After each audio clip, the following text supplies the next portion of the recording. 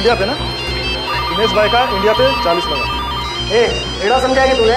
भाई अभी इस ओवर में 2 का भाव चल रहा है। अगर तेरे पास रोकड़ा पैसा है कोई फोन करना, वरना फोन रख क्या? हाँ भाई, रोक लो। शंकर भाई के पाकिस्तान को 50 है। द पब्लिक गैम्बलिंग एक्ट 1867 के तहत हमारे देश में किसी भी तरह का सट्टा या जुआ पूरी तरह से गैर कानूनी है और इसमें लिप्त पाए जाने पर अपराधियों को 3 महीने से लेकर 5 साल की कैद की सजा हो सकती है। लेकिन इसके बावजूद पैसे का लालच लोगों को इस गैरकानूनी धंधे की तरफ खींचता रहता है।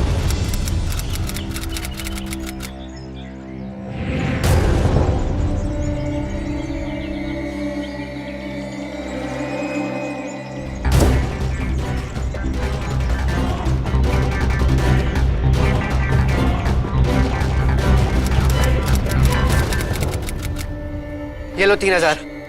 अब 6500 हो गए। लगा दो आज के मैच में सब। ये हुई ना बात। अभी तू देख इसका 4 टाइम कैसे दिलाता हूँ तेरे को। आजा चल आजा। दादा ये पैसों का इंतजाम कहाँ से हुआ? चल तो अरे आजा दादा। चल चल कुछ नहीं कुछ नहीं। ये अपना पूरा 6.5। मुंबई इस शहर ने देश को कई मशहूर क्रिकेटर्स दिए हैं, लेकिन इस खेल से जुड़े सट्टा बाजार ने भी अपना सबसे बड़ा जाल इसी शहर में फैलाया है। सट्टा बाजार, जी हां, खेल के मैदान से दूर खेली जाने वाली वो बाजी जहां रातों रात अमीर बनने का छलावा है, जहां बोली लगाते ही जेबें भर जाने का भ्रम है, किस्मत आजमाने की वो लत जो इंसान को सिर्फ कंगाल ही नहीं अपराध का शिकार भी बना देती है। उम्र की हदों से दूर यह गोरख धंधा किसी को भी अपनी जद में ले सकता है। जिस तरह से अविनाश को सट्टे ने अपने काबू में कर लिया था और एक बार यह खून उसके मुंह लग गया तो फिर उसकी भूख बढ़ती ही गई। इस हद तक कि एक सीधा साधा लड़का जुर्म की दलदल में धंसता चला गया। लेकिन सवाल यह है कि एक 17 साल का मासूम लड़का आखिर इस दलदल में पहुंचा कैसे? गोभी दादा ये चल 50 निकाल। और ये लगी अब 100 की शर्त। और तुझे 4 बॉल में आउट करके दिखाऊंगा। 4 बॉल में बेटा तेरे को 4 बॉल 4 सिक्स मारता हूँ मैं। चल आजा चल।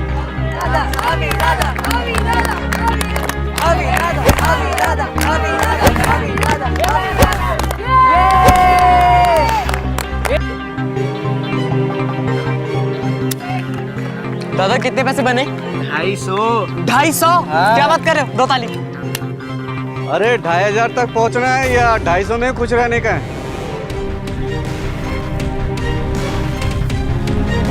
2500 तक पहुंचने का है या 250 में खुश रहने का है? मतलब ये कि हजारों में खेलेगा तो हजारों ही जीतेगा ना। बड़ा खेल रहा हूँ ना, तो कल शाम राम जी चौक वाले चाइनीज की ठेली पे जाना। बाकी सब वहीं समझा देंगे। चल राघव।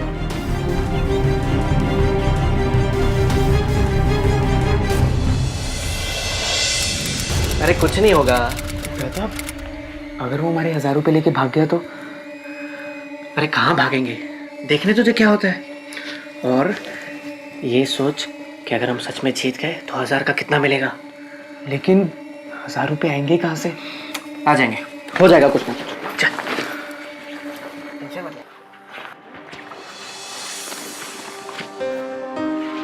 Good morning daddy. बाबा वो स्कूल में चाइल्ड वेलफेयर एसोसिएशन के लिए डोनेशन मांगा है तो थोड़े पैसे चाहिए थे।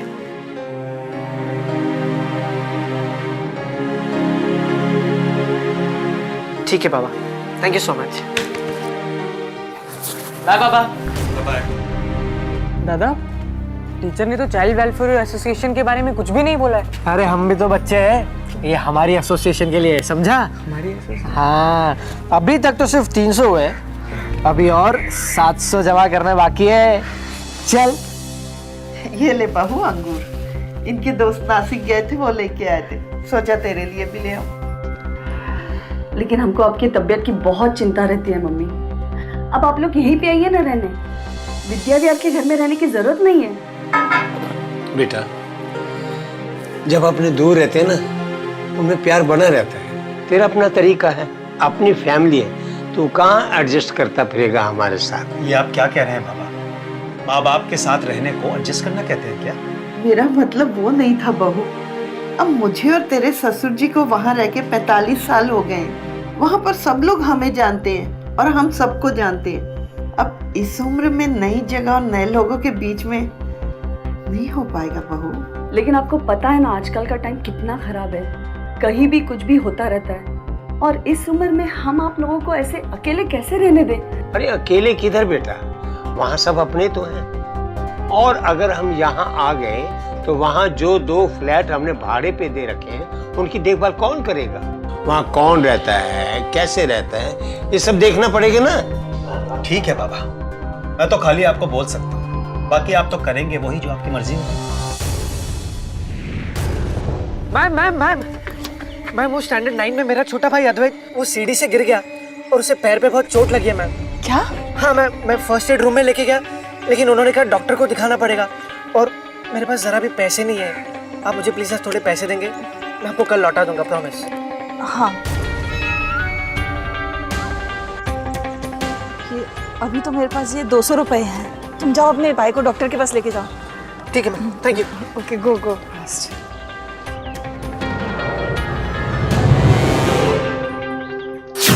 विकी। हाँ बोल, क्या हुआ? अरे विकी कैसा है यार? अच्छा बस। अच्छा विकी, मेरी ना बायो की बुक गुम हो गई यार दूसरी बार, और पापा को पता चला ना तो मुझे सॉलिड मार पड़ेगी। मेरे पास ना पैसे भी नहीं है, तो मुझे प्लीज थोड़े पैसे देगा क्या? देखिए यार, मैं 200 रुपए दे सकता हूँ। चलेगा, थैंक्स यार। लेकिन मुझे कल वापस चाहिए। हाँ अरे पक्का यार, थैंक्स यार। अरे रमेश बेटा, तुम लोग कुछ दिनों के लिए सब लोग बच्चों के साथ हमारे यहाँ आके रहो ना विद्या विहार में। आता हूँ आई, सैटरडे संडे। अरे रुको, मैं खोलती हूँ।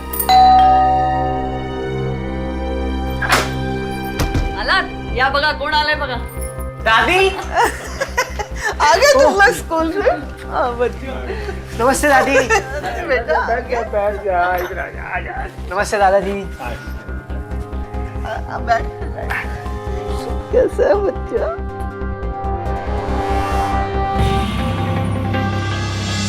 दादी वो मुझे ना जरा एक बात करनी थी। वो एक्चुअली ना मुझे 500 रुपए चाहिए थे दादी, आप मुझे देंगे प्लीज? अरे पगले, इतनी सी बात के लिए इतना क्या सोच रहा था? रुक देती हूँ।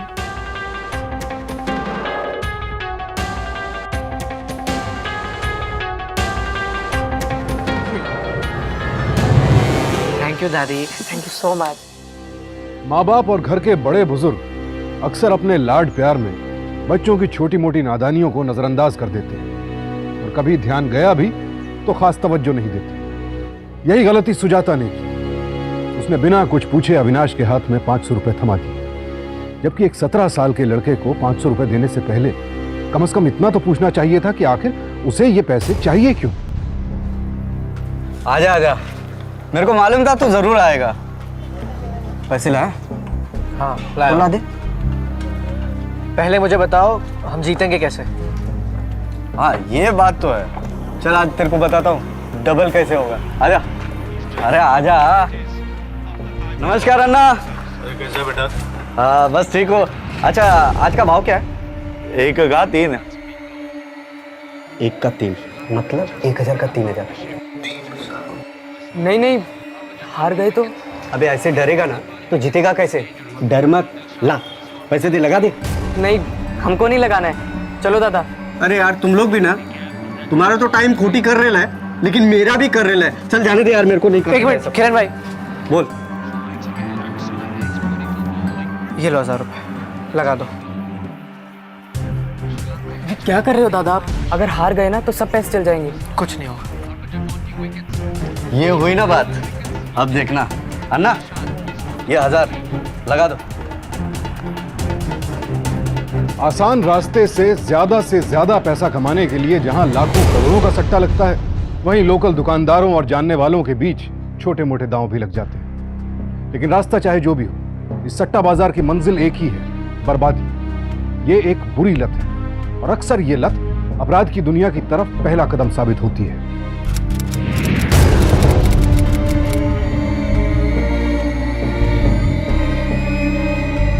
ये ले तेरे 3000। 3000? बोला था ना आप उन्हीं जीतेंगे। थैंक यू भाई। बच्चों को लालच के जाल में फंसाने का यह पहला कदम होता है जो किरण ने उठाया था, अविनाश को यह विश्वास दिलाकर कि वो बिना किसी मेहनत के रुपए कमा सकता है। सटोरिया ये बात अच्छी तरह जानते हैं कि एक बार ये सोच किसी के दिमाग में बैठ जाए तो फिर वो अपने आप उनके पास खिंचा चला आएगा, और यही अविनाश के साथ हुआ। ये लो गाइस, हेलमेट, ग्लव्स, पूरा किट नया है और आज से हम लोग सीजन बॉल से खेलेंगे। लेकिन किट मैं लाया हूँ तो कैप्टन भी अविनाश भाई। शाबाश, चलो ऐश करो।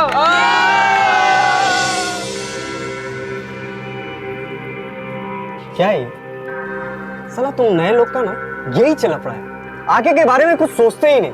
तेरे को बोला था ना पैसे मत उड़ाना। तेरे को मालूम है आज के मैच का भाव क्या चल रहा है? 4 10 हजार और लगाता ना तो एक एक को 40 हजार मिलते। 2000 का क्या करूं? अचार डालूं इसका? लेकिन हमारे पास तो सिर्फ इतने ही बचे। आप दे दो ना हमें 10-10। लेकिन दादा जितने बार लौटा देंगे।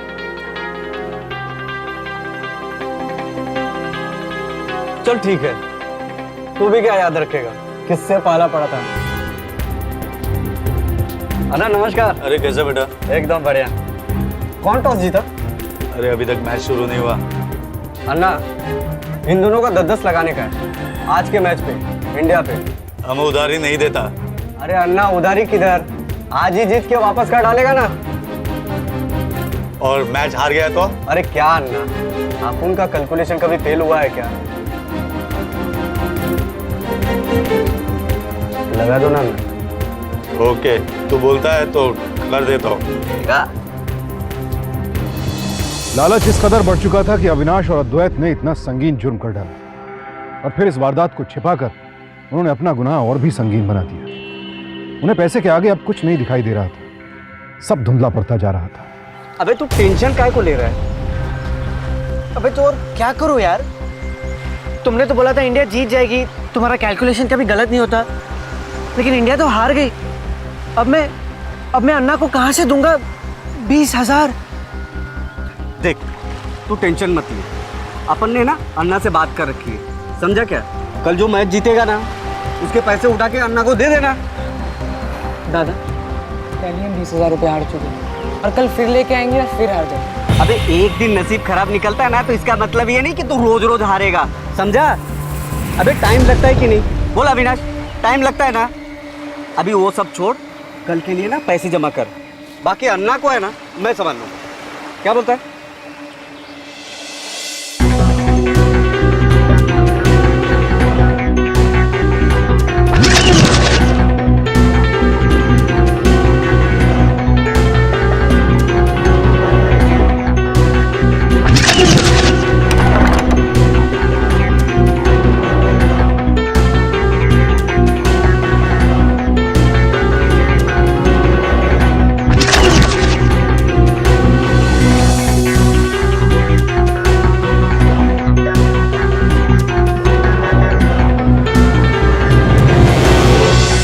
ये लो।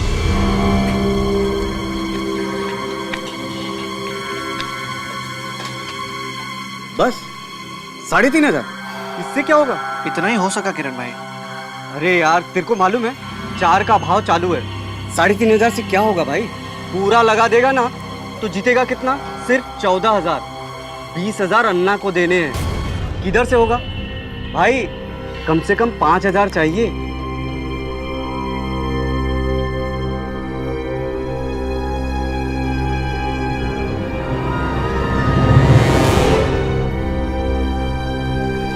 मैं अभी आया। कहाँ जा रहे हो दादा? तू बैठ, मैं आता हूँ।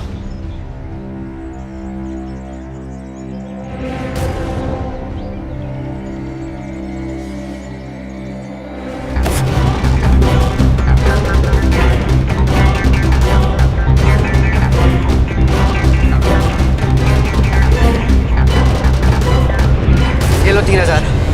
अब 6,500 हो गए। लगा दो आज के मैच में सब। ये हुई ना बात, अभी तू देख अपुन का कमाल। इसका 4 टाइम कैसे दिलाता हूं तेरे को।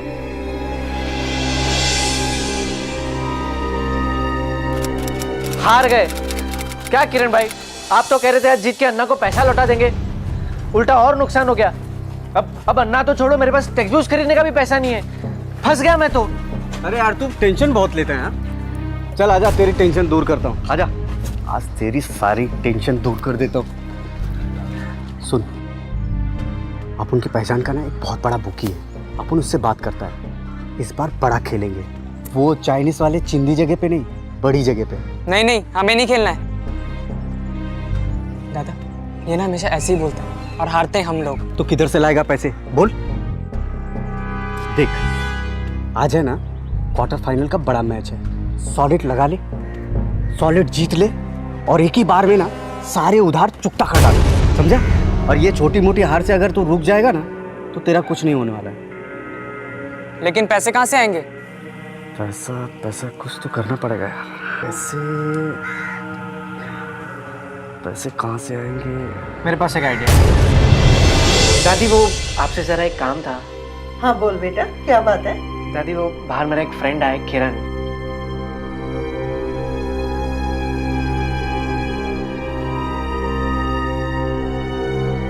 दादी बेचारा बहुत तकलीफ में है, उसका गांव में घर टूट गया दादी।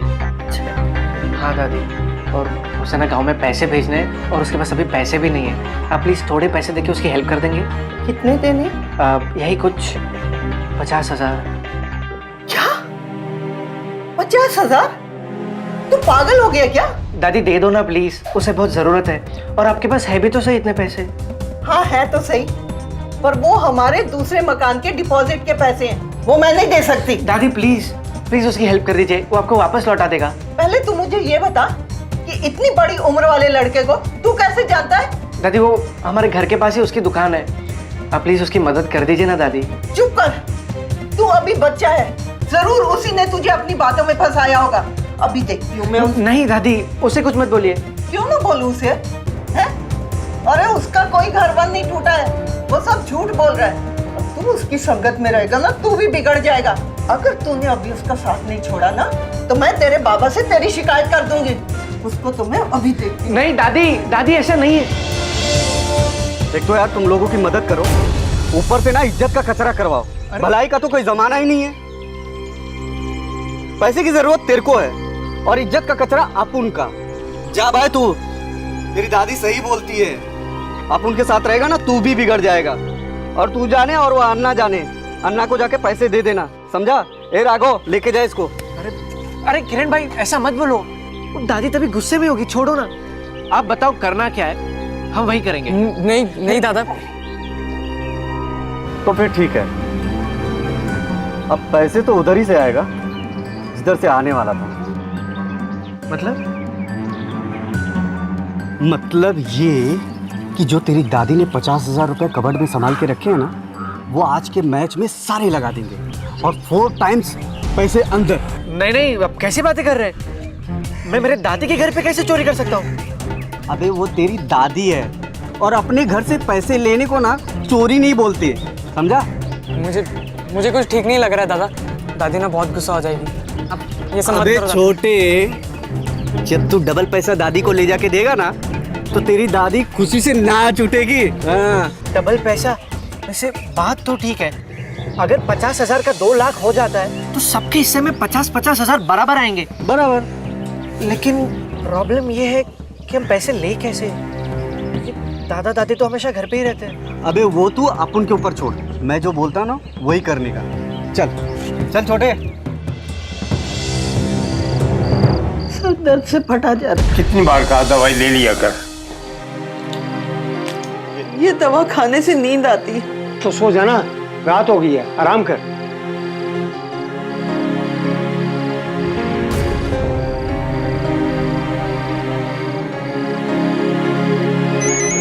मैं लेती हूँ ना। ले। रात को किसका फोन आ गया? हेलो, क्या अद्वैत का एक्सीडेंट हो गया? Hello hello,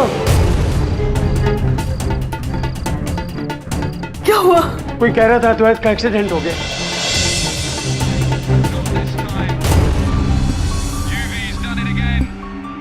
Breaks the partnership, the captain's gone.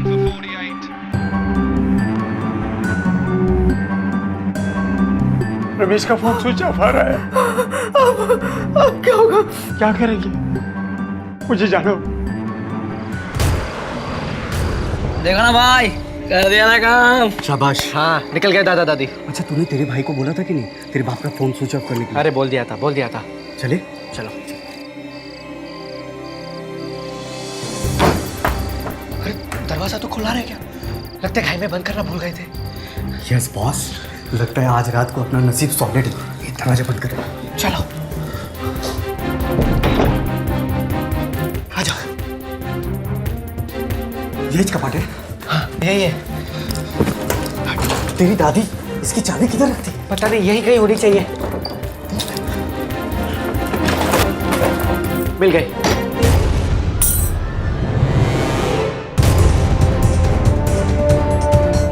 कौन है अंदर? कौन है अंदर? अब क्या करेंगे किरण भाई? हम तो फंस जाएंगे, मर जाऊंगा मैं। चुप रहे, बम मत मार। तू इधर चुप जा। अंदर कौन है?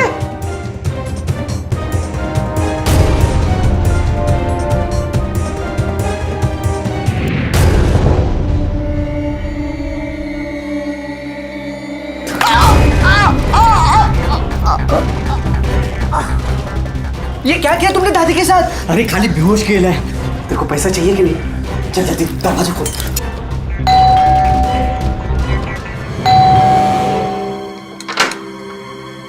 अरे बाबा, अद्वैत कैसा है? कहाँ है? अद्वैत को क्या हुआ? अद्वैत तो एकदम ठीक है। मुझे किसी ने फोन किया था। हाँ, मुझे किसी ने फोन किया था, अद्वैत का एक्सीडेंट हो गया। तुझे फोन किया था, तेरा फोन स्विच ऑफ आ रहा है। मेरा फोन स्विच ऑफ आ रहा था? एक मिनट। अरे हाँ, मेरा फोन तो बंद है।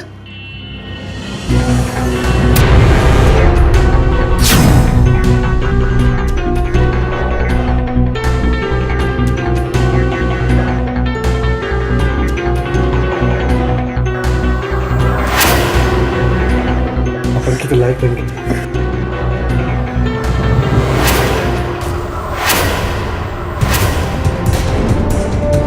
अविनाश, पता नहीं किसने भद्दा मजाक किया है। मैं तेरी आई को फोन करता हूँ।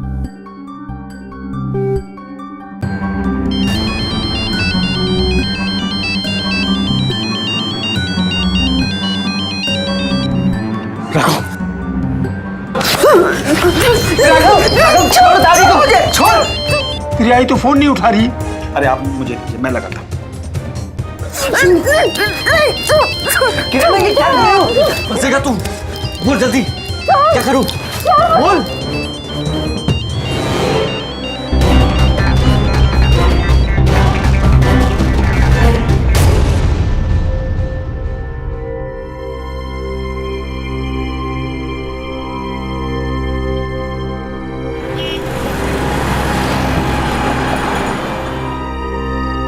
पता नहीं आई फोन ही नहीं उठा रही है, क्या बात हुई?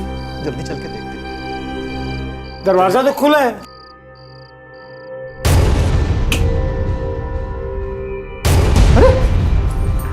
सुजाता, ये घर की क्या सुजाता, बात?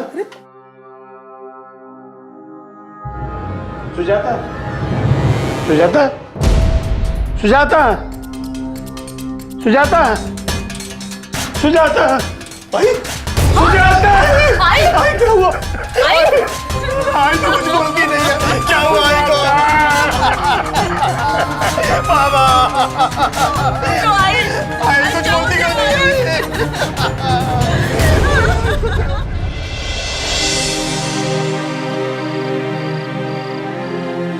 शांत रहिए बाबा।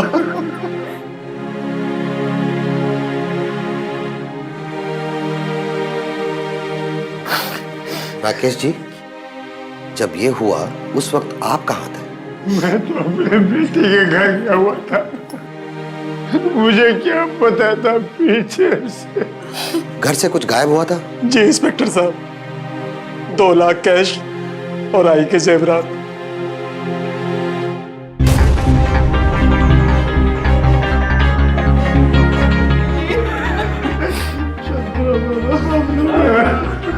बाबा ये क्या हो गया? तेरी बातें चले गई अविनाश।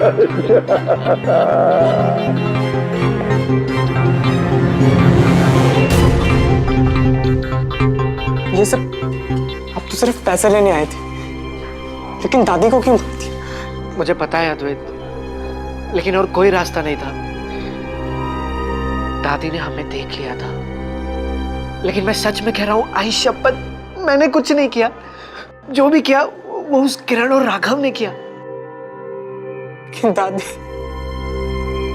दादी के जाने का दुख मुझे भी है अद्वैत, पर अब जो हुआ भूल जा और किसी को कुछ मत बताना, वरना हम दोनों को जेल जाना पड़ेगा। ये कहकर कि उसने खुद कुछ नहीं किया था, अविनाश अपने अपराध बोध को कम कर सकता था, लेकिन अपने जुर्म को छिपा नहीं सकता था। 1 का 3 और 3 का 5 करने की फिराक में, सट्टेबाजी से कम समय में ज्यादा पैसा कमाने के लालच में अविनाश आज अपराधी बन गया था और इस दलदल में ऐसा धंसता जा रहा था कि वो प्यार, मोहब्बत, रिश्ते, नाते, भावनाएं सब कुछ भुला बैठा था। अपनी दादी की मौत पर रोने के बजाय उसके दिल में खुद को बचाने का डर ज्यादा था और निगाहें टिकी थी सट्टेबाजी से आने वाले फायदे पर। ये ले तेरे हिस्से का 1 लाख और ये तेरे गहने। तो 1 लाख क्यों? तो क्या मैच में तो 2 लाख लगाए थे ना, और जीते भी, तो उस हिसाब से सबके हिस्से में 2.5 लाख आने चाहिए। अबे जितना मिल रहा है ना, उतने में खुश है, समझा? मेरे साथ धोखा किया ना, तो मैं पुलिस को जाके बता दूंगा कि मेरे दादी का खून तूने किया है। चूजे, तू मेरे को धमकी दे रहा है? छोड़ मेरे दादा। बोलना जिसको बोलना है, जा। छोड़ दे मेरे दादा। अगर तूने मुंह खोला ना, तो तू भी जेल जाएगा अपनी दादी के मर्डर के लिए। इसलिए बोल रहे लूं, 1 लाख उठा और बंटा के लिए यहाँ से जा, ऐश कर। चल, क्या देख रहा है? चल जल, चल उठा बैग, निकल, चल। साला। लेकिन भाई आपने गहने क्यों दिए? अबे वो सिर्फ 1.5 लाख के गहने थे, समझा? जो भी उसे बेचने जाता ना, वो खुद ही फंस जाता। तू फंसना चाहता है क्या? नहीं ना, तो टेंशन मत ले, चल ऐश करते हैं। सर, इस एरिया के जितने भी लोगों के पुलिस रिकॉर्ड्स हैं, सबको राउंड अप किया है, लेकिन कोई इंफॉर्मेशन नहीं मिली। शायद कोई नया बंदा है। पोस्टमार्टम रिपोर्ट के हिसाब से खून के पहले किसी भारी चीज से मारकर बेहोश किया गया था। उसके बाद घर वाले वहां पहुंचे तो दरवाजा खुला था, यानी कि शायद कोई ऐसा आदमी है जो इन लोगों को अच्छी तरह से जानता हो। इसी वजह से वो बड़ी आसानी से घर के अंदर भी घुस सका। सर, खून रात को 10:30 बजे हुआ था। उस टाइम कौन आ सकता है घर में? हाँ जाकिर भाई, क्या रेट चालू है? अच्छा 4 का। तो एक काम करो, मेरे वाले में से 40 लगा दो और 20 खा लो। क्या इतने बचे नहीं है? ठीक है, तो 20 लगा दो। अरे बाबा, ये बैग लेकर कहां जा रहे हैं आप? मैंने आपसे कहा ना, मैं आपको अकेले नहीं रहने दे सकता। नहीं बेटा, तेरी आई की बहुत यादें जुड़ी हैं वहां। बाबा, आप अभी भी अपनी जिद लेकर बैठे हुए हैं। जो हुआ वो क्या कम हुआ? काहे की यादें, काहे के अपने लोग। अगर अपने लोग होते ना, तो आज मेरी आई जिंदा होती। बाबा, आप समझने की कोशिश कीजिए। मैंने एक एजेंट से बात की है। विद्या विहार के 3 फ्लैटों को मिलाकर अच्छे दाम मिल रहे हैं। हम उन्हें बेचकर एक नया फ्लैट लेंगे। साथ में रहेंगे तो कम से कम एक दूसरे का दुख दर्द तो बांट सकेंगे ना बाबा। और वैसे भी मैं इस हालत में आपको अकेले नहीं रहने दे सकता। तू चिंता मत कर बेटा, मुझे कुछ नहीं होगा। एक अनजान आदमी के डर से मैं अपना घर नहीं छोड़ सकता। सुजाता नाराज हो जाएगी। जब तक उस आदमी को सजा नहीं मिलेगी, सुजाता की आत्मा को शांति नहीं मिलेगी। मैं उस आदमी को सजा दिलवा कर रहूंगा।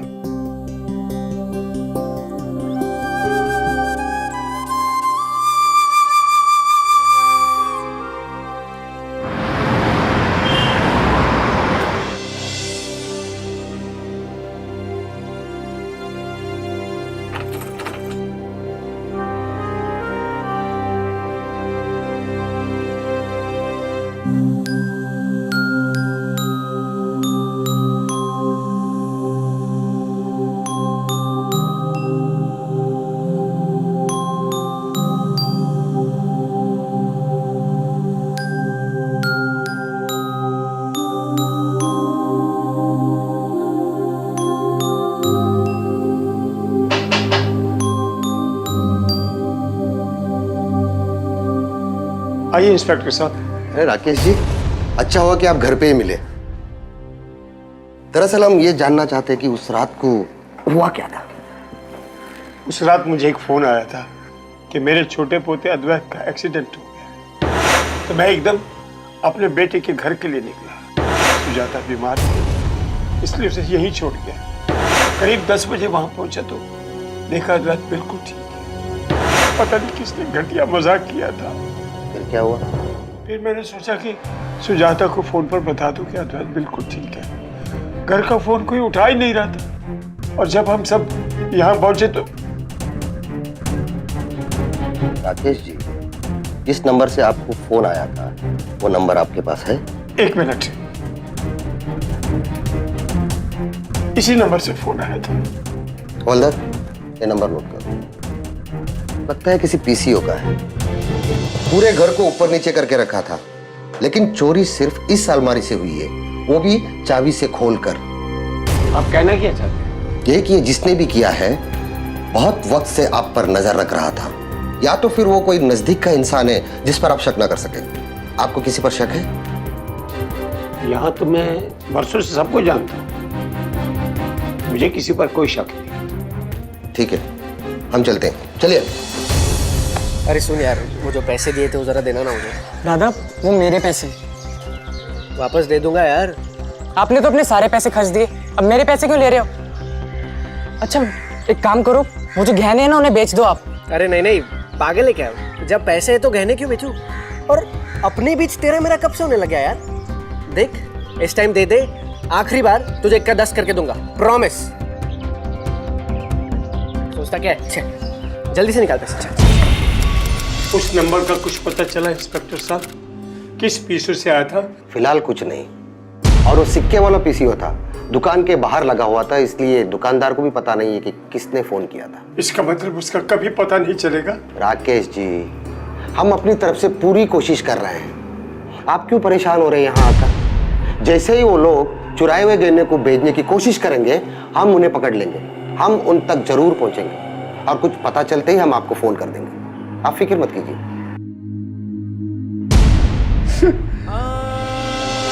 10 मई की रात को आपने किसी को राकेश जी के घर पर आते जाते देखा है? जी नहीं साहब, हम लोग तो रात को बहुत जल्दी सो जाते हैं। किसी पे कोई शक? शक किस पे करेंगे साहब? यहाँ सालों से लोग एक दूसरे को जानते हैं, और यहाँ आसपास कोई भाड़े पे भी नहीं रहता। हाँ, दूसरी गली में राकेश जी के 2 और घर हैं जो अक्सर भाड़े पे उठाते हैं, और वहाँ हर साल कोई ना कोई नया आदमी आता रहता है।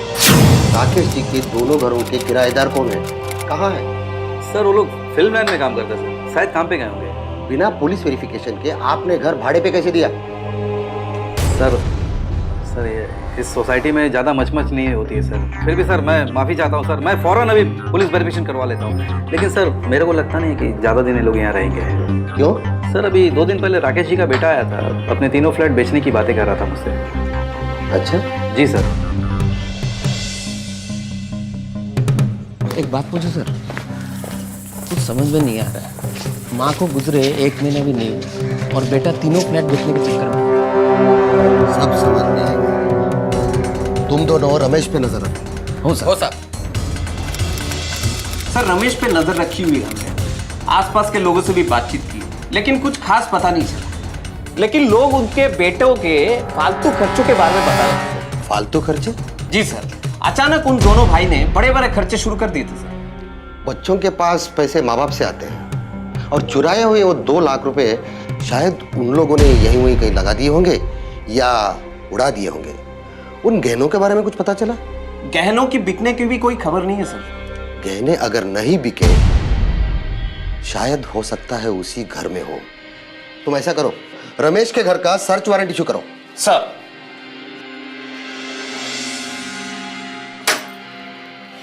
हमें आपकी घर की तलाशी लेनी है। तलाशी? हमारे पास वारंट है। अरे किस बात की तलाशी? हमें अपना काम करने दीजिए। चलिए लौकर से हाथ में दिखाए होगा। तलाशी किस बात की? हमने क्या किया है? कौन? अरे बताइए ना इंस्पेक्टर साहब, हमने क्या किया है? कुछ किया नहीं तो क्यों डर रहे हो?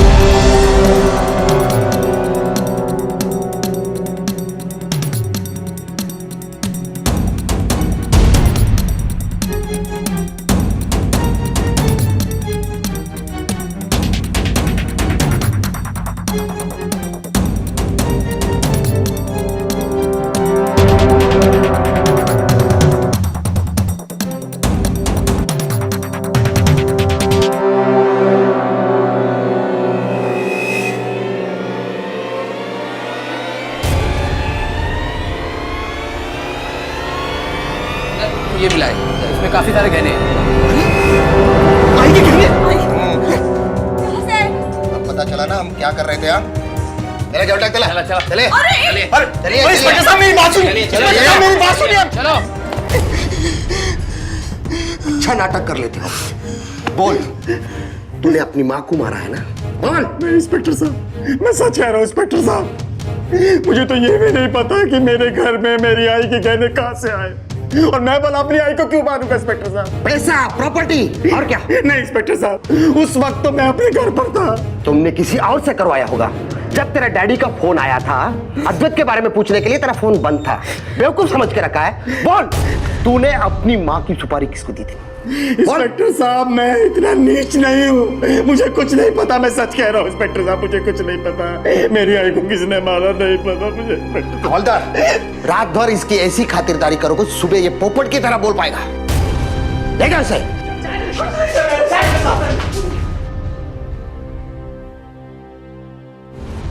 ये गहने हमें आपके बेटे के घर से मिले हैं। ये गहने आपकी पत्नी सुजाता की है ना? अगर आपके बेटे ने कुछ नहीं किया तो ये गहने उनके पास कहां से आए? इंस्पेक्टर साहब, हमें सच में नहीं पता ये गहने हमारे घर में कैसे आए। मेरे पति निर्दोष है सर। बाबा देखिए नहीं सब क्या बोल रहे हैं। आप कुछ बोलिए ना बाबा, बोलिए ना। मेरे बाबा को ना पुलिस पकड़ के लेके गई है। तुम लोग बता रहे हो पुलिस को कि मैं बता दूं? अरे किरण भाई, बच्चा है। समझा तेरे भाई को, ज्यादा सेंटी होने की जरूरत नहीं है, नहीं तो तेरे को भी ना इधर ही काट के फेंक देगा। ये कुछ नहीं बोलेगा, लेकिन पुलिस बेकार में मेरे बाबा को परेशान कर रही है। देख तू टेंशन मत ले, आ जाएगा।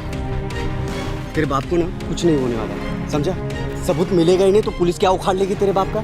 और तुम दोनों है ना चुप रहने का, तेरा बाप छूट जाएगा। टेंशन मत ले, समझा? क्या समझा? बोलना हाँ हाँ। चल राघव, समझ कर अब चुप रहने का।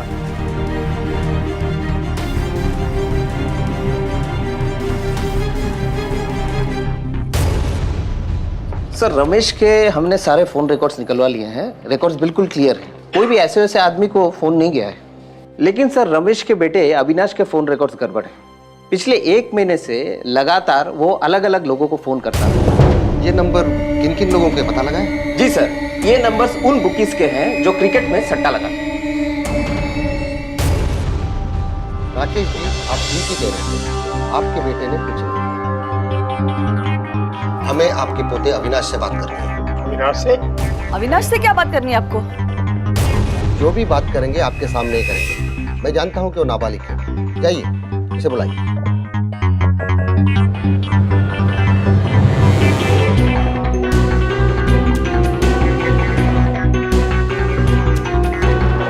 मई की रात को तुम कहाँ थे? मेरे दोस्त के घर पे था। दोस्त का कोई नाम तो होगा? मुकेश। मुकेश, जरा उसका नंबर तो दे दो। नंबर चेंज हो गया उसका, नया नंबर नहीं है मेरे पास। जाकिर, मकरंद, पिंटिया, इनका नंबर तो होगा ना तेरे पास? कौन है ये सब? मैं नहीं जानता इनमें से किसी को। तो फिर तुम इन लोगों को लगातार क्यों फोन कर रहे थे? इंस्पेक्टर साहब, क्यों परेशान कर रहे हो हमारे बच्चों को? 1 मिनट, आप जरा चुप रहिए। ठीक है, ले जाओ इसे। तुम रुको, यहाँ आओ, डरो मत, बैठो। डरो मत, बताओ क्या होता उस दिन बाद। और ये जाकिर, मकरंद, पिंटिया, ये लोग है कौन? ये लोग मुझे कुछ नहीं होगा तुझे, डरो मत। बोलो बेटा, बोलो। ये लोग मुझे भी मार देंगे, जिस तरह से इन्होंने दादी को मार दिया था। गुनाह और लालच के चक्रव्यूह में फंसकर अविनाश तो जैसे पत्थर का था। एहसासों के मायने तो वो कब का भूल चुका था, लेकिन हर मोड़ पर उसका साथ देने के बावजूद अद्वैत अब तक अविनाश नहीं बना था। वो तो पहले से ही काफी डरा हुआ था और अब इस हालत में पहुंचकर उससे चुप नहीं रहा गया और उसने वो सब कुछ बयान कर दिया जो गुनहगारों के गिरबान तक पहुंचने के लिए काफी था।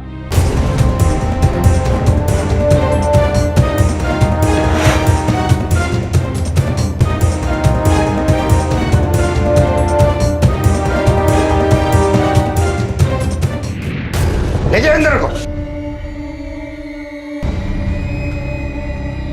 पैसे के पीछे तू इतना लालची हो गया कि तुझे सही और गलत कुछ भी दिखाई नहीं दिया। बोल, मुझे तो शर्म आती है तुझे अपना बेटा कहते हो। अरे बोल ना, क्यों किया तूने ऐसा? बोल। तूने तो एक बार भी नहीं सोचा कि वो तेरी दादी थी। तुझसे ये पूछने की हिम्मत नहीं हो रही कि तूने ऐसा क्यों किया? क्या मिला तुझे उन पैसों से जो तूने सुजाता को?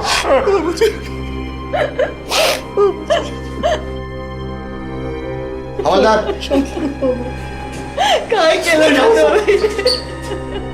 कैसे देख पाता अविनाश सही और गलत के बीच का फर्क? एक का 5 करने के लालच ने उसकी आंखों पर पट्टी बांध दी थी। लालच की ऐसी पट्टी कि उसे अच्छे बुरे की समझ ही नहीं। अपनी इच्छाएं पूरी करने के लिए वो अपराध की हर सीमा पार कर चुका था।